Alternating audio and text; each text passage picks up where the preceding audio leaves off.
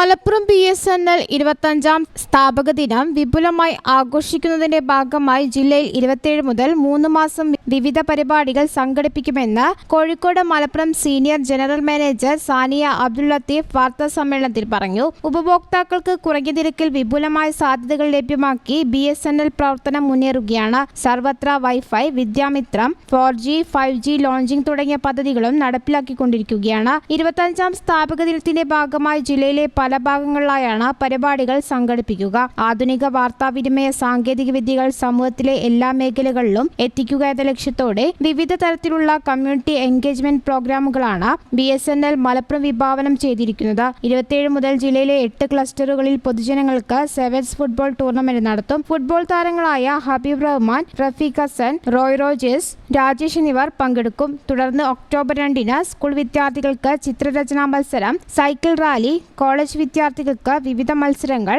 Cyber സുരക്ഷാ seminar, digital India പദ്ധതി ഭാഗമായി പഞ്ചായത്തുകളായി സഹകരിച്ച് ബോധവൽക്കരണ പരിപാടികൾ തുടങ്ങിയവ സംഘടിപ്പിക്കും. വാർത്താ സമ്മേളനത്തിൽ deputy general manager Anita Sunil, FTTH assistant general manager S. Uma, finance assistant general manager KK Saidalavi, sales assistant general manager CH Udayakumar എന്നിവർ പങ്കെടുത്തു. News bureau, Malappuram.